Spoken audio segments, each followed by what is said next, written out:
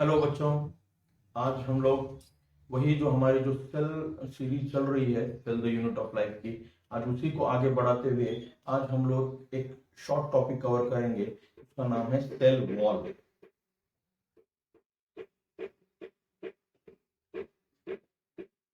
देखो, इस cell wall को मैं आपको पूरी तरह से एनसीईआरटी के हिसाब से पढ़ाऊंगा। पूरी तरह से मैं एनसीईआरटी के हिसाब से पढ़ाऊंगा आपको, ठीक है। और ये जो सेल वॉल है ये आपको एनसीईआरटी में पेज नंबर 132 पे दिया हुआ है, ठीक है। तो इसीलिए अब हमको थोड़ा सा एनसीईआरटी के हिसाब से इसको देखने की कोशिश करेंगे। अब जनरली हमारा यूकैरियोटिक सेल स्टार्ट हुआ है। अब इस यूकैरियोटिक सेल में अब हमको प्लांट की सेल वॉल के बारे में पढ़ना है। एक्चुअल में यूकैरियोटिक सेल में, एनिमल सेल में तो सेल वॉल होती ही नहीं है। तो जो सेल वॉल प्रेजेंट है वो कौन सी सेल वॉल होगी? तो वो प्लांट की होगी। तो यहां पर इससे पहले मैंने आपको जब बैक्टीरिया पढ़ाया था तो बताया था कि सेल वॉल जो होती है ये डिफरेंट डिफरेंट ऑर्गेनिज्म में सेल वॉल प्रेजेंट है। डिफरेंट डिफरेंट ऑर्गेनिज्म में different different cell wall present है। तो उसी तरह से एक बार उसको शॉर्ट रिवाइज करते हुए आगे चलेंगे हम लोग। तो हम लोगों ने देखा था कि बैक्टीरिया के अंदर भी सेल वॉल है, बैक्टीरिया के अंदर भी सेल वॉल है, राइट। और याद रखो कि बैक्टीरिया की सेल वॉल पेप्टिडोग्लाइकन से बनी हुई है, पेप्टिडोग्लाइकन से बनी हुई है। और ये पेप्टिडोग्लाइकन वगैरह क्या होता है ये आप डिटेल में पिछले वीडियो में जो बैक्टीरिया टाइटल से जो वीडियो है उसमें जाकर अच्छे से देख सकते हैं आप लोग। नेक्स्ट, तो बैक्टीरिया के बाद हम लोग आगे आए कहां पर? प्रोटिस्टा में। तो प्रोटिस्टा के अंदर भी आपको स्पेसिफिकली डायनोफ्लैजेलेट्स और क्राइसोफाइट्स में सेल वॉल मिलेगी। डायनोफ्लैजेलेट्स और वो भी सेल्यूलोजिक सेल वॉल होगी। उसी तरह से आगे जब आएंगे हम लोग तो हमको फंगाई मिलेगा, फंगाई। तो फंगाई के अंदर भी आपको सेल वॉल मिलेगी। और ये जो फंगाई की सेल वॉल है, गौर से सुनिए, गौर से सुनिए। फंगाई की सेल वॉल जो है ये काइटिन से बनी हुई है, काइटिन से बनी हुई है। याद रखो एनसीईआरटी में लिखा हुआ है कि काइटिन एंड पॉलीसैकेराइड किससे बनी हुई है? Chitin and polysaccharide, chitin and polysaccharide. बोलना है बच्चों, बोलना है कि बार बार जब आप लेक्चर देख रहे हो तो आपने खुद से भी बोलना है ताकि ये चीजें रिवाइज होती चले, ठीक है। फंगाई की cell wall chitin and polysaccharide से बनी हुई है। उसी तरह से आगे जब जाएंगे हम लोग तो अब हमको आएगा कि प्लांट की सेल वॉल। तो देखो प्लांट में अब आपको पता होना चाहिए कि प्लांट में 5 डिवीजन होते हैं। देखो मैं फाइलम वर्ड यूज नहीं कर रहा हूं, मैं बोल रहा हूं आपको कि प्लांट में 5 डिवीजन होते हैं। देखो पहला क्या डिवीजन है? अलगी है, अलगी। उसके बाद ब्रायोफाइट, ब्रायोफाइट्स। उसके बाद क्या है? Pteridophyte, pteridophyte.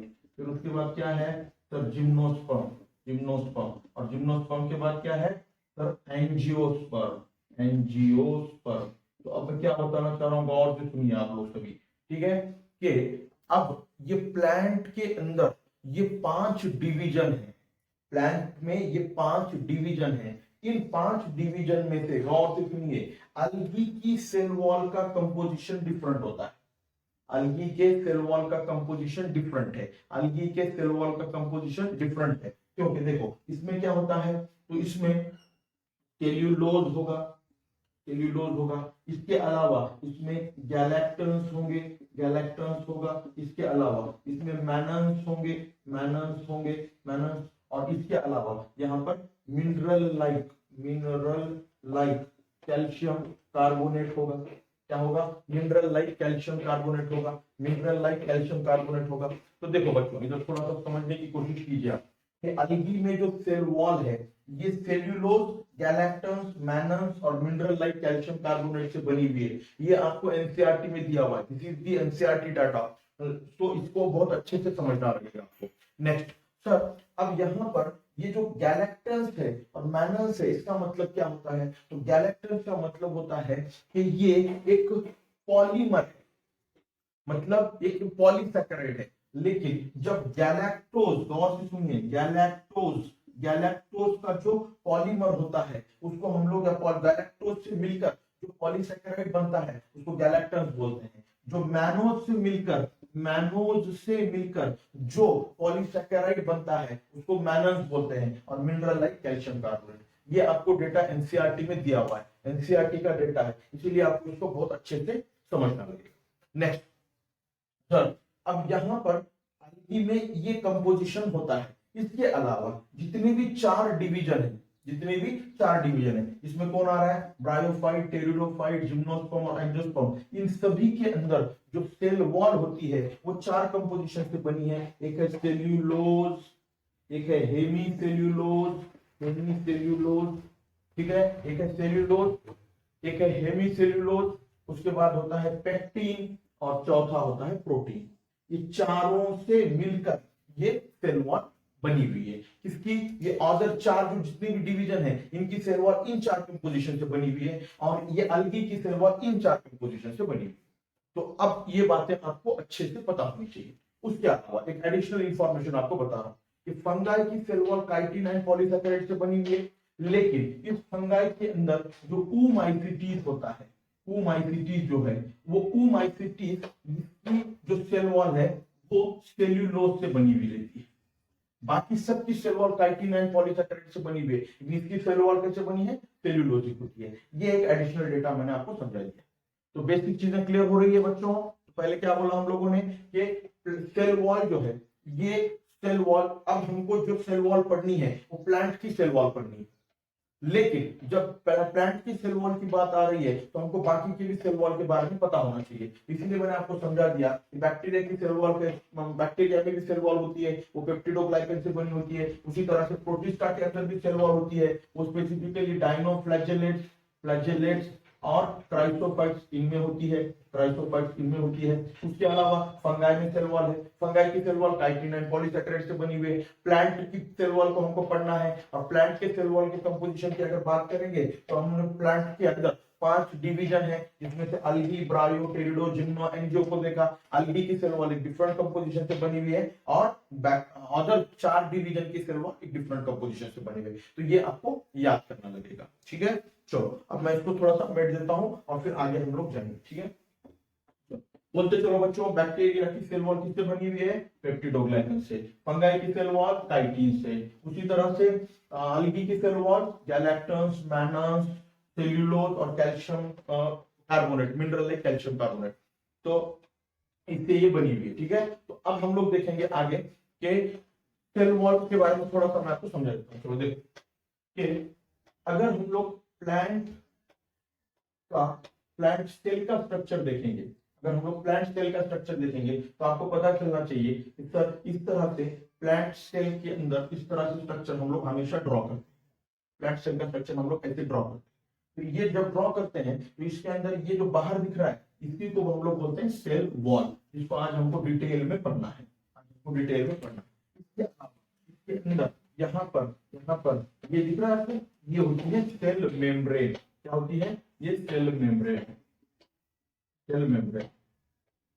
ठीक है। यहाँ तक आगे हम लोग देख रहे हैं, इसके अंदर क्या होती है, सेल मेम्ब्रेन होती है। अब इसके अलावा गौर से देखिए भैया क्या बताना चाह रहा हूँ। आज हमको इसके बारे में डिटेल में पढ़ना है, सेल वॉल के बारे में, और अंदर इसके अंदर जो कंपोजिशन है सेल मेम्ब्रेन, ये हम लोग इसके बाद या तो डिटेल में पढ़ेंगे, ठीक है। तो सेल वॉल की अगर बात कर रहे हैं हम लोग, तो अगर मैंने इस तरह से 2 प्लांट सेल ड्रॉ किए, छोटे छोटे 2 प्लांट सेल अगर मैंने इस तरह से ड्रॉ किए, तो आप देखोगे ये 2 प्लांट सेल को जोड़ने वाली जो चीज है उसको हम लोग क्या बोलते हैं, मिडल लैमेला। तो देखो इसके बारे में एनसीईआरटी बहुत अच्छे से समझा रही है कि मिडल लैमेला जो है, ये मिडल लैमेला बना हुआ होता है कैल्शियम और मैग्नीशियम पेप्टेट, कैल्शियम या मैग्नीशियम पेप्टेट से बना हुआ। गौर से सुनो, एनसीईआरटी क्या बोल रही है कि मिडल लैमेला होल्ड्स और ग्लू। एनसीईआरटी का वर्ड क्या है, होल्ड्स और ग्लू। एनसीईआरटी के क्या वर्ड है, ग्लूज या होल्ड करके रखती है। मतलब दो प्लांट सेल को होल्ड या ग्लू करके रखने का काम किसका है, मिडल लैमेला। और मिडल लैमेला का कंपोजिशन क्या होता है बच्चों, मिडल लैमेला का कंपोजिशन है कैल्शियम या मैग्नीशियम पेप्टेट। लेकिन अगर इन दोनों में से भी अगर हमको किसी को प्रायोरिटी देनी है तो वो प्रायोरिटी हम लोग देंगे किसको, कैल्शियम पेप्टेट को। इसको देंगे कैल्शियम पेप्टेट को। याद रखो ये बात, अगर सर आपने तो बोला कि मैग्नीशियम और कैल्शियम दो भी होते हैं, लेकिन आप बोल रहे हैं कि अगर प्रायोरिटी देनी है आपको तो आपने कैल्शियम को देना है, क्योंकि अगर आप एनसीईआरटी में गौर से सुनिए, अगर आप एनसीईआरटी में मिनरल न्यूट्रिशन चैप्टर में पेज नंबर 197 पे, कौन सा बोला मैंने, पेज नंबर 197, उस पे जाकर आप देखोगे कैल्शियम में, तो कैल्शियम में इसके बारे में इंफॉर्मेशन दी हुई है, लेकिन मैग्नीशियम में दी हुई नहीं है। तो यहां से मैंने वो कोरिलेशन को लिया है कि अगर आपको दोनों में से प्रायोरिटी देनी है तो आप किसको प्रायोरिटी देंगे, कैल्शियम को प्रायोरिटी देंगे। समझ में आ रहा है बच्चों अच्छे से? तो ठीक है, तो अब ये होल्ड या ब्लू करके रखने का काम जो है ना वो मिडल लेवल का, ये आपके एनसीईआरटी में लिखा हो। नेक्स्ट सर, अब ये जो सेल वॉल है, अगर इस सेल वॉल की बात करेंगे हम लोग, तो अब इस सेल वॉल में डिफरेंट डिफरेंट कंपोजिशन है, जैसा कि एग्जांपल के तौर पे अभी मैंने थोड़ी देर पहले बताया सेल्यूलोज होता है, ठीक है। उसके बाद मैंने बोला आपको कि हेमी सेल्यूलोज है, हेमी सेल्यूलोज होता है। फिर तीसरी बात मैंने आपको बताई कि इसमें क्या होता है, पेक्टिन होता है, और चौथा बताया मैंने प्रोटीन होता है, ठीक है। ये चारों चीजें मैंने आपको डिटेल में समझाई। इसमें क्या क्या कंपोजिशन होता है, सेल्यूलोज है, हेमी सेल्यूलोज है, पेक्टिन और प्रोटीन है। सेल्यूलोज, हेमी सेल्यूलोज, पेक्टिन और प्रोटीन है, ठीक है। ये सेल्यूलोज, हेमी सेल्यूलोज, पेक्टिन और प्रोटीन है। अब गौर से देखो बच्चों कि ये जो सेल्यूलोज है, सेल्यूलोज ये बनाता है, बनाने का काम स्पेसिफिकली इस सेल मेम्ब्रेन पे प्रेजेंट रहने वाला एक एंजाइम करता है, और उस एंजाइम का नाम है सेल्यूलोज सिंथेज। उसका नाम क्या है, सेल्यूलोज सिंथेज, याद रखो उसका नाम क्या है, सेल्यूलोज सिंथेज। याद रखना है आप लोगों ने कि सेल्यूलोज बनाने वाला एंजाइम कहां पर प्रेजेंट है, सेल मेम्ब्रेन पे प्रेजेंट है, और उस एंजाइम का नाम क्या है, सेल्यूलोज सिंथेज। उसी तरह से हेमी सेल्यूलोज और पेक्टिन जो है ये गोल्गी बॉडी बनाता है। कौन बनाता है, गोल्गी बॉडी। और एक बच्चों एडिशनल पॉइंट बता रहा हूं आपको कि प्लांट के गोल्गी बॉडी को डिक्टियोसोम बोलते हैं। प्लांट के गोल्गी बॉडी को क्या बोलते हैं, डिक्टियोसोम बोलते हैं। ये याद रखना है आप लोगों ने, प्लांट के गोल्गी बॉडी को क्या बोलते हैं, डिक्टियोसोम बोलते हैं। और आपको तो ये बात 100% पता है कि प्रोटीन जो है ये बनाता है राइबोसोम। प्रोटीन कौन बनाता है, राइबोसोम। प्रोटीन कौन बनाता है, राइबोसोम। ये बातें आपको अच्छे से पता होनी चाहिए, ठीक है। तो ये चार कंपोजिशन कौन कौन बनाते हैं ये भी मैंने आपको अच्छे से डिटेल में समझा दिया। नेक्स्ट सर, अब ये जो सेल वॉल की अगर बात करेंगे हम लोग स्पेसिफिकली, इतनी बातें अगर आपने अच्छे से लिख ली होगी तो आगे बढ़ेंगे अब हम लोग, ठीक है। चलो देखो,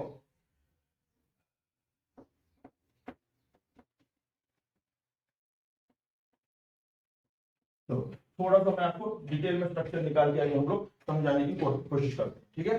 देखो एक्चुअल में अगर हम लोग देखेंगे तो आपको पता रहना चाहिए कि ये जो स्पेसिफिकली सेल वॉल मैं निकाल रहा हूं इस तरह से, ठीक है। सेल वॉल अगर मैंने निकाला, और देखो इसके अंदर ये मैंने निकाला है सेल मेम्ब्रेन, क्या निकाला है, सेल मेम्ब्रेन, ठीक है।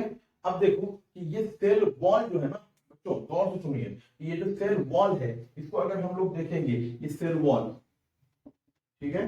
तो अब इसमें हम लोग जो पढ़ने वाले हैं, तो सेल वॉल में मैंने क्या बताया कि अब अगर डिटेल में अगर देखूं बताऊंगा, थोड़ी सी सुनो। सेल वॉल में दो कंपोजिशन होते हैं, एक को बोलते हैं स्केलेटन, स्केलेटन, और एक होता है मैट्रिक्स। मैट्रिक्स क्या होता है, एक होता है स्केलेटन और एक होता है मैट्रिक्स। जो स्केलेटन रहता है वो सेल्यूलोज से बना हुआ होता है, सेल्यूलोज से बना हुआ होता है। और मैट्रिक्स जो है, मैट्रिक्स ये बना हुआ होता है 15 हेमीसेल्यूलोज, हेमीसेल्यूलोज और प्रोटीन, ये तीनों से मिलकर ये चीजें बनी हुई है। जैसा एग्जांपल के तौर पर समझ में आ रहा है आपको कि जैसा स्पेसिफिकली सेल वॉल का स्ट्रक्चर अगर आपको इमेजिन करना है बच्चों, अगर सेल वॉल के स्ट्रक्चर को आपको इमेजिन करना है तो आपको है ना पता रहना चाहिए, स्पेसिफिकली अगर देखेंगे तो ये पता होना चाहिए कि सेल वॉल जो है उसमें जैसे हम लोग अगर छत डालना है, छत छत जो डालते हैं तो उसमें है ना हम लोग पहले जो सरिया लगाते हैं, सरिया जिसको सरिया, तो वो सरिया जो होते हैं वो सेल्यूलोजिक रॉड होते हैं, सेल्यूलोजिक रॉड होते हैं। और उसके बीच में जो स्पेसिफिकली जो सीमेंट, जो गिट्टी वगैरह, जो रेत वगैरह डालते हैं वो मैट्रिक्स होता है। इस तरह से ये दोनों कंपोजिशन मिलकर सेल वॉल बनाई जाती है। इतना क्लियर हो गया अच्छे से? तो सेल वॉल कैसे बनता है समझ में आ रहा है आपको? नेक्स्ट अब हम लोग थोड़ा सा आगे जो पढ़ने वाले हैं वो है प्राइमरी, सेकेंडरी और टर्शियरी सेल वॉल के बारे में पढ़ेंगे। इसमें थोड़ा सा बच्चों को कंफ्यूजन रहता है, इसको हम लोग अच्छे से क्लियर करने की कोशिश करेंगे, क्योंकि देखो हम लोग पूरी तरह से एनसीईआरटी पढ़ रहे हैं। आप जब मैं पढ़ा दूंगा तो आपने एनसीईआरटी के हर एक लाइन आपको क्लियर हो जाएगी। चलो देखो गौर से देखिए, ठीक है। देखो मैं पहले यहाँ पर इस तरह से एक सेल मेम्ब्रेन निकाला है, क्या है ये, सेल मेम्ब्रेन। इसके सराउंडिंग में हम लोग क्या कर रहे हैं, सेल वॉल निकाल रहे हैं, ठीक है। इसके सराउंडिंग में सेल वॉल निकाल रहे हैं। तो गौर से देखो बच्चों, आपको समझ में आना चाहिए कि ये जो सेल वॉल होती है, जो जो सेल वॉल उस सेल मेम्ब्रेन से दूर होती है, जो सेल वॉल सेल मेम्ब्रेन से बहुत दूर है, उसको हम लोग प्राइमरी सेल वॉल बोलेंगे। देखो क्या बोलेंगे इसको, प्राइमरी सेल वॉल। ये बात आपको पता होनी चाहिए। देखो क्या बोल रहा हूं मैं, जो दूर है वो प्राइमरी सेल वॉल है। बच्चों को इसी में कंफ्यूजन होता है, जो नजदीक है उसको प्राइमरी बोलते हैं, लेकिन याद रखो जो दूर है वो प्राइमरी है। अब अगर लोग नेक्स्ट देखेंगे तो अगर आप सेकेंडरी सेल वॉल की अगर बात करेंगे हम लोग सेकेंडरी सेल वॉल की, तो अब आपको पता होना चाहिए ये सेकेंडरी सेल वॉल जो होती है, सेकेंडरी सेल वॉल जो होती है, ये तीन तीन अलग अलग लेयर से मिलकर बनी होती है, और ये तीनों लेयर को कंबाइन में हम लोग सेकेंडरी सेल वॉल बोलते हैं। सेकेंडरी सेल वॉल बोलते हैं, सेकेंडरी सेल वॉल बोलते हैं। क्या बोलते हैं बच्चों, सेकेंडरी सेल वॉल बोलते हैं। इसमें से ये जो तीन है इनके नाम अलग अलग दिए जाते हैं। तो इसको बोलते हैं S1, उसके अंदर वाला जो है इसको बोलते हैं S2, और उसके अंदर वाली जो लेयर है उसको बोलते हैं S3। तो देखो मैंने क्या समझाया आपको कि सेल मेम्ब्रेन से जो नजदीक है वो सेकेंडरी सेल वॉल। अब सेकेंडरी सेल वॉल कितने लेयर से मिलकर बनी हुई है, तीन, S1 S2 S3। कितने लेयर से बनी हुई है, S1 S2 S3। तो अब थोड़ा सा लॉजिक लगाओगे आप लोग कि जो S1 है ये इन तीनों में से सब में पहले बनने वाली, फिर S2 बनेगी और फिर S3 बनेगी। यहां तक क्लियर हो गया अच्छे से। तो ये सेकेंडरी, प्राइमरी और सेकेंडरी सेल वॉल ये मोस्ट ऑफ द प्लांट में मिलती है। मोस्ट ऑफ द प्लांट में आपको कौन सी सेल वॉल मिलेगी, primary and secondary cell wall मिलेगी, ठीक है। और ये दोनों का भी कंपोजिशन सेम है, सेल्यूलोज, हेमिसेल्यूलोज और पेक्टिन। लेकिन कुछ प्लांट स्पेसिफिकली, देखो मैं क्या बता रहा हूं, ये एडिशनल पॉइंट है। ये देखो कि प्लांट में स्पेसिफिकली क्रैकिड्स ऑफ जिम्नोस्पर्म, क्रैकिड्स ऑफ जिम्नोस्पर्म की अगर बात करेंगे हम लोग, ट्रैकिड्स ऑफ जिम्नोस्पर्म किसकी बात कर रहे हैं हम लोग, ट्रैकिड्स ऑफ जिम्नोस्पर्म किसकी बात कर रहे हैं, ट्रैकिड्स ऑफ जिम्नोस्पर्म। इसकी जो सेल वॉल है इसमें टर्शियरी सेल वॉल मिलती है। कौन सी सेल वॉल मिलेगी, टर्शियरी सेल वॉल मिलेगी। और बच्चों याद रखो ये टर्शियरी सेल वॉल जो बनी हुई होती है, ये बनी हुई होती है हेमीसेल्यूलोज, हेमीसेल्यूलोज एंड जाइलम से मिलकर। किससे बनी है, हेमीसेल्यूलोज और जाइलम से मिलकर। और अभी थोड़ी देर पहले मैंने बच्चों समझाया था आपको कि अगर कभी लास्ट में एन आ रहा है, जैसा कि जाइलम यहाँ पे लिखा हुआ है, इसका मतलब ये जाइलोज का पॉलीमर है। क्या है वो, जाइलोज का पॉलीमर है। यहां तक ये बातें आपको अच्छे से समझ में आनी चाहिए, ठीक है। तो primary cell wall, secondary cell wall आपको समझ में आया। तो सब में पहले बनने वाली सेल वॉल कौन सी है, प्राइमरी सेल वॉल। वो कौन कहां पे रहेगी, वो दूर रहेगी। और सेकेंडरी सेल वॉल नजदीक रहेगी। सेल मेम्ब्रेन के जो नजदीक है वो सेकेंडरी सेल वॉल है। इसको समझाने के लिए आपको एक एग्जांपल देके समझाता हूं। देखो बच्चों, अगर मैंने कंसीडर करो कि मुझे आपने बोला कि सर आपके सराउंडिंग में वॉल बनना है, ठीक है, और आपको दो वॉल बनना है आपके सराउंडिंग में, तो सब में पहले कौन सी वॉल बनूंगा मैं, बोलो ना, कौन सी बनूंगा, दूर वाली, दूर वाली बनूंगा, फिर नजदीक वाली बनूंगा। तो जो पहले बनने वाली वॉल कौन सी है, दूर वाली। नजदीक वाली लेट है। फिर क्या, पहले नजदीक वाली बनाकर क्या उड़ी मार मार कर जाकर दूसरी बनाऊंगा क्या, समझ रहे हो ना बच्चों क्या बोल रहा हूं मैं। तो पहले जो दूर वाली रहेगी वो पहले सेल वॉल बनेगी और फिर नजदीक वाली बनेगी। यहां तक क्लियर हो रहा है अच्छे से, नेक्स्ट। अब एनसीईआरटी आपकी ये बोल रही है कि प्राइमरी सेल वॉल जो होती है, ये primary cell wall outer most layer है प्राइमरी सेल वॉल, लेकिन ये प्राइमरी सेल वॉल आपको जनरली देखने मिलती है मेरिस्टेमेटिक सेल में, मेरिस्टेमेटिक सेल में या मेरिस्टेमेटिक सेल जो होता है, जिससे जो मेरिस्टेमेटिक टिश्यू बनता है, उसमें आपको जो सेल वॉल देखने मिलेगी वो कौन सी है, प्राइमरी सेल वॉल। और आगे एनसीईआरटी आपकी ये लिख रही है, ये थिन एंड इलास्टिक होती है। कैसी होती है ये, थिन एंड इलास्टिक होती है। कैसी होती है, थिन एंड इलास्टिक होती है। और आगे जो पॉइंट बहुत इंपॉर्टेंट जो एनसीईआरटी में पॉइंट लिखा हुआ है कि जैसे ही सेकेंडरी सेल वॉल बन जाती है तो ये प्राइमरी सेल वॉल डिमिनिश हो जाती है। क्या वर्ड लिखा है एनसीईआरटी ने, डिमिनिश, मतलब डिमिनिश मतलब खत्म हो जाना। जैसे सेकेंडरी सेल वॉल बन जाएगी वो डिमिनिश हो जाएगी। और प्राइमरी सेल वॉल कैसी है, इलास्टिक है, मतलब इसमें थोड़ा सा स्ट्रेच होने के चांसेस होते हैं। लेकिन सेकेंडरी सेल वॉल की अगर बात करेंगे तो सेकेंडरी सेल वॉल कैसी होती है, रिजिड होती है। कैसी होती है, रिजिड होती है। सेकेंडरी सेल वॉल कैसी है, रिजिड है, रिजिड। सेकेंडरी सेल वॉल कैसी रहेगी, रिजिड रहेगी। यहां तक क्लियर हो गया अच्छे से बच्चों? तो ये बातें आपको समझ में आ गई है। तो अब सिर्फ एनसीईआरटी का एक पॉइंट बचा हुआ है, वो है प्लाज्मोडेस्माटा रिलेटेड। वो मैं आपको समझा देता हूं, फिर हमारा सेल वॉल पूरा एनसीईआरटी के हिसाब से कंप्लीट हो जाएगा। ठीक है, चलो नेक्स्ट। अब देखो मैं क्या बता रहा हूं कि हम लोग अब जो बात करने वाले हैं वो क्या है, प्लाज्मोडेस्माटा की। ठीक है, अब जो हम लोग बात करने वाले वो है प्लाज्मोडेस्माटा। गौर से सुनो बच्चों, प्लाज्मोडेस्माटा जो है, गौर से सुनो अभी, प्लाज्मोडेस्माटा जो है, प्लाज्मोडेस्माटा, ये प्लाज्मोडेस्माटा या प्लाज्मोडेस्माटा को एक्सप्लेन करने वाला जो साइंटिस्ट है उसका नाम है स्ट्रासबर्गर। क्या नाम है उसका बच्चों, स्ट्रासबर्गर। लेकिन ये एक एडिशनल पॉइंट है, इसको नहीं याद भी रखा तो चलेगा। लेकिन अब दूसरी बात जो मैं बोल रहा हूं वो याद रखना लगेगा। एनसीईआरटी क्या बोल रही है कि प्लाज्मोडेस्माटा इज ट्रैवर्स, ट्रैवर्स मतलब टू पास, मतलब ये पास करता है किसको, middle lamella and cell wall. तो ये वर्ड एनसीईआरटी में लिखा हुआ है, गौर से सुनिए। पेज नंबर 132 पे जो सेल वॉल है उसके नीचे का जो पैराग्राफ है उसमें लिखा हुआ है। क्या बोल रहा है एनसीईआरटी कि ट्रैवर्स, ये वर्ड यूज कर रहा है, ट्रैवर्स। ट्रैवर्स का मतलब क्या होता है, टू पास, मतलब पास करना। ठीक है, किसको पास कर रहा है वो, middle lamella and, middle lamella and, middle lamella and cell. ठीक है, अब देखो क्या कंसीडर करो, ये इस तरह से मैंने सेल वॉल निकाला। ठीक है, पहले तो मैं आपको सेल बता रहा हूं, दो भी निकाला। ठीक है, तो अब ये दोनों प्लांट सेल है, अब इनके बीच में क्या है, ये मिडल लैमेला है। बोलो बच्चों, मिडल लैमेला अभी थोड़ी देर पहले मैंने बताया था किससे मिलकर बना हुआ है, फुट, कैल्शियम पेक्टेट से। किससे मिलकर बना हुआ है, कैल्शियम पेक्टेट से। तो अब आगे देखो हम लोग, तो यहाँ पर अब इसके अंदर जो है, ये जो सेल अंदर जो रहेगी वो सेल मेम्ब्रेन है, सेल मेम्ब्रेन है। तो हम लोग क्या बोल रहे हैं कि अब यहाँ पर ये जो सेल मेम्ब्रेन दिख रही है अभी आपको, ये जो सेल मेम्ब्रेन जो दिख रही है अभी आपको, ये सेल मेम्ब्रेन जो दिख रही है, अब ये सेल मेम्ब्रेन क्या होगी, मैंने बोला कि ये इस तरह से कट जाएगा। ठीक है, तो अब यहाँ पर हम लोग बीच में क्या कर दिया, गैप बना दिया। गौर से सुनिए, अभी बहुत इंपॉर्टेंट बातें समझा रहा हूं मैं आपको कि देखो कि अगर इसको हम लोग देखेंगे तो सेल मेम्ब्रेन आगे पढ़ेंगे हम लोग, या तो सेल मेम्ब्रेन जो है ये फ्लूइड मोज़ेक मॉडल होता है। क्या होता है, फ्लूइड मोज़ेक मॉडल होता है। क्योंकि सेल मेम्ब्रेन की फ्लूइडिटी की वजह से ये एक सेल मेम्ब्रेन दूसरे सेल मेम्ब्रेन से जाकर चिपक जाती है, इस सेल मेम्ब्रेन दूसरे सेल मेम्ब्रेन से जाकर चिपक जाती है, इस तरह से कनेक्शन बन गया।